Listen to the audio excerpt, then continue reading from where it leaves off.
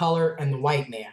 Happy Black History Month. We are black 365, 24/7. But let's finish this because this is getting long. You know me, once I start going, I get to going, and then I have like so many notes.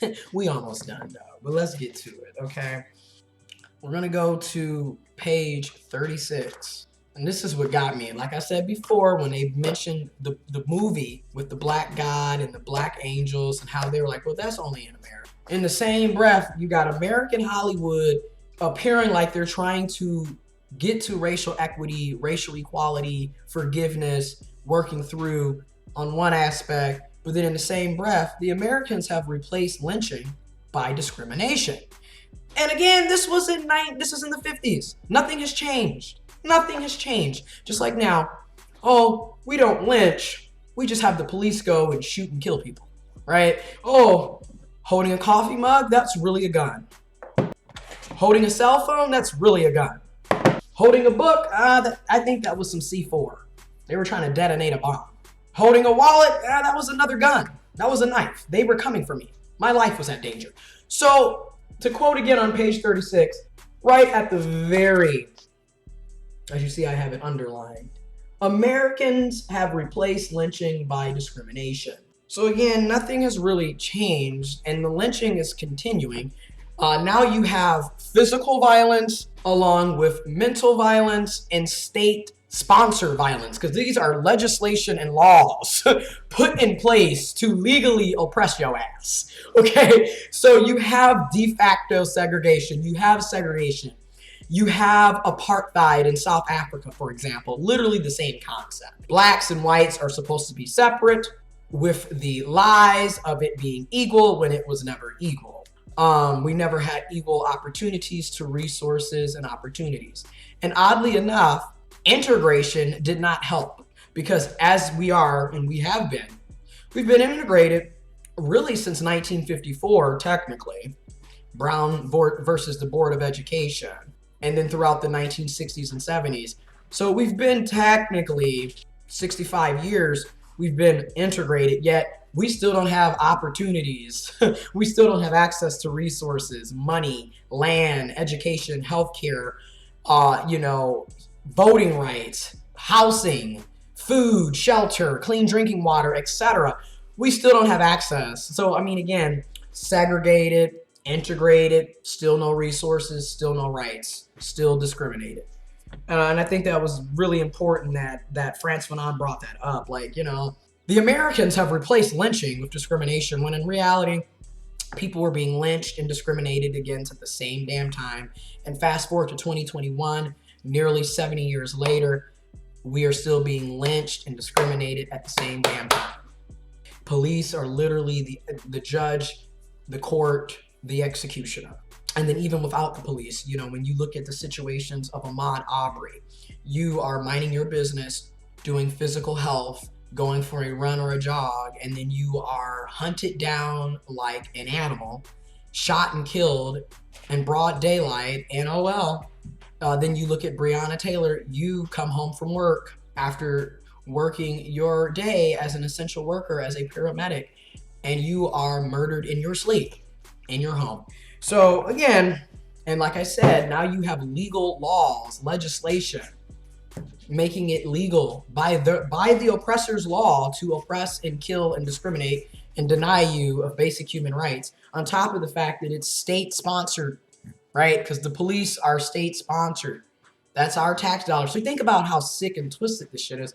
As taxpayers, we are paying to be murdered by the very entity that's supposed to be serving and protecting us. But in reality, if you look at the history of policing in the United States of America, it was never meant to protect and serve you. It was meant to protect and serve the state and the wealthy, the landowners. And again, black folks, at least in the USA, and as you can see throughout this book, he talks about it, but in the USA, we were never viewed as human beings. We were viewed as property, and then we were viewed as 3/5 human. And even to this day, there's this idea that we're not fully human or we are superhuman. It's always some crazy shit going. We're just mythical fucking creatures. And they do all of this to try to justify their own evilness, their own sickness, their oppression. Their violence towards black folks, towards brown folks, towards indigenous people, towards people they've deemed as inferior, less than, and other. So again, you think about the laws, the policies, the rules, the legislation, the guidelines set in place to remind us, black folks, brown folks, indigenous folks, people of color, we are less than, inferior, and to keep us physically and mentally enslaved. I firmly believe, like when you look at the discriminations, the laws, the policies, the ideologies, the harsh treatments and realities, it's psychological abuse, it's mental abuse as well as physical abuse. Like this is hell. This is hell. This is HE double hockey sticks, as we used to say. Fast forward to 2021, nearly 70 years later, police brutality, racism, poverty, school to prison pipeline, just to name a few, aka legal lynching, because there's so many ways, legal lynching and discrimination. Like I said, poverty, police brutality, school to prison pipeline, so many ways that we are being harmed and disadvantaged and murdered and abused. Like I said in the previous chapter, in chapter 1, it's essentially genocide, and it's a very slow genocide, and we've been dealing with this, at least in the USA, for 400 fucking years. It is now 2021. 2019 marked the 400th year. So 402 years, welcome to oppression. And that's just here. Now think about what's going on with Frantz Fanon 70 years ago, damn near, in France, in the Antilles. And then think about what's going on globally, currently, then, now, presently, Think about that. Page 37. First of all, there is the black woman and the mulatto.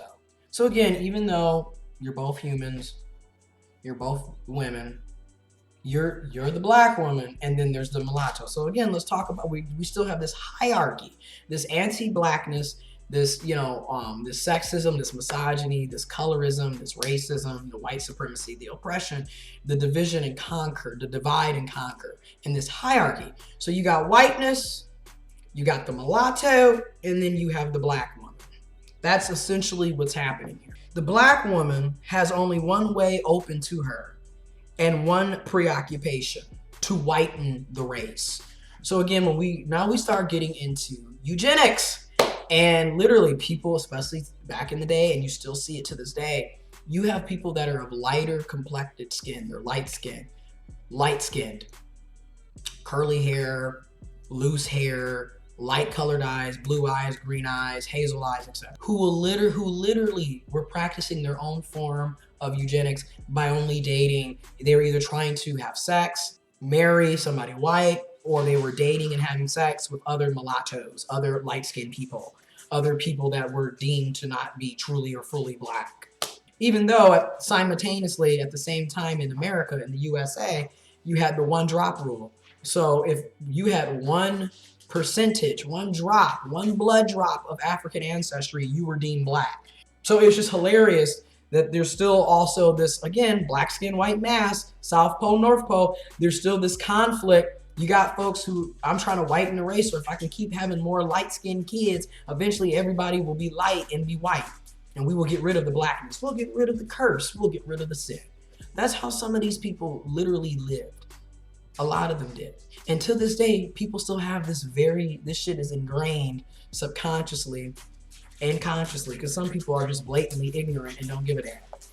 The mulatto woman wants not only to become white, but also to avoid slipping back. So again, they had this view, well, we can't get with somebody that's darker complected or black, because then we're not, which is a lie, because genetics is genetics. Genetic science is powerful. Now, I will say this, African ancestry, our genes are very much dominant, because I don't care how many times you don't went to somebody white, or somebody was sexually assaulted, raped, and abused by somebody lighter complected or white, you still gon', decades later, centuries later, we still obviously are black. So it's a dominant gene.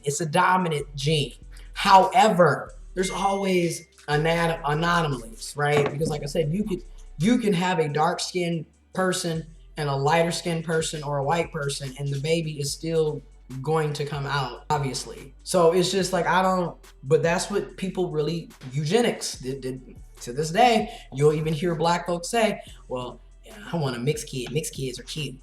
Dark skin, I don't want too dark skin. Like, I've heard dark skinned people, brown skinned people sit up and say these things, okay? And then I hear light skinned people literally going around, oh, I can't date her because she too dark. I don't want my kids to come out with baby hair. Anti-blackness, colorism, that shit is ingrained, okay? That's why I had to pull that part out, because that's ingrained. Again, Eurocentric, white supremacy, beauty standards, and ideals. You're trying to get the race to be white. The black woman wants to whiten the race. The mulatto woman doesn't want to go back. She doesn't want to go back to being black. Even though, like I said, you will also, especially when we're talking about sex, and I will be doing, one of the books we'll be covering is, I'll put it up, Black Sexual Politics. Stay tuned, because we'll be covering that. But again, when it comes to black sexuality, we're over-sexualized, we're hyper-sexualized. So you will hear the quotes, well, once you go black, you don't go back when it comes to having sex. But in the same breath, we don't want to have kids with you. We don't want to marry you. We don't want you going to school with us. We don't want you living in our neighborhoods. But we'll suck, we'll swallow, we'll dib and dabble, we'll do a little jungle fever, but behind closed doors. Outside of it, it's something to think about. Like, damn. You know, it's twisted, it's sick, it's perverted, it's mental, it's physical, it's abuse. I want to leave this off with saying, look at how we view conventional beauty, what is deemed to be beauty. You know, look at the relationships between women of color, black women, brown women, black feminine folks, brown feminine folks, feminine people of color, and their relationships with white men, white masculine folks. And then look at the relationships between black men, brown men, black masculine folks, brown masculine folks, you know, masculine folks of color, and their relationships with white women or white feminine people. And then look at how everyone's interacting. You know, look at what's seen as being conventionally attractive or the ideal beauty standard, okay? I want to read this insert. The love that I offer you is pure and strong. It has nothing of false tenderness intended to lull you with lies and illusions. I want to see you happy, completely happy, in a setting to frame your qualities, which I believe I know how to appreciate. I should consider it the highest of honors and the greatest of joys to have you in my house and to dedicate myself to you, body and soul. Your grace would illuminate my home and radiate light to the darkest corners. Furthermore, I consider you too civilized and refined to reject brutally the offer of a devoted love concerned only with assuring your happiness. And this is off of 17 Nini or 90, Presence of Africaine, Volume 2, page 286. Again, it is very much Chicago style Turabian with how they did the work citing here and how they referenced it.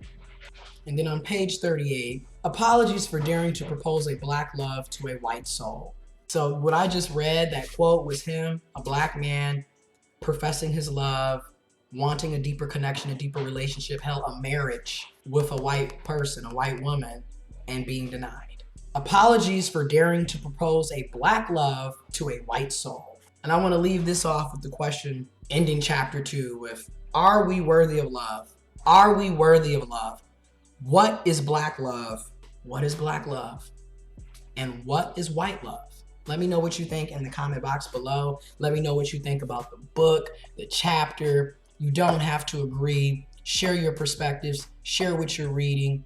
Share how you're feeling. Just keep it respectful. And this has been chapter 2, video discussion. We are now reading chapter 3, okay? We are on chapter 3 in Black Skin, White Mask, which is the man of color and the white woman. You got a week to read it. It's roughly 20 pages per chapter, so 3 pages a day, 7 days a week. You can do it. So that's what we're on, chapter 3. And yeah, if you would like to donate to the channel, Cash App and Venmo is in the description box below. I appreciate all donations. It's not mandatory, it's not demanded, but it is very much appreciated. Y'all, double mask, wear 2 masks when you go out, wash your hands, social distance, stay safe, and I'm back. Chapter 3, let's get it. Check the playlist as well on my channel to follow along. Check the information in the description box. There's more informations and references to this book on that specific chapter and just information anyways. All right, y'all be blessed. Happy Black History Month.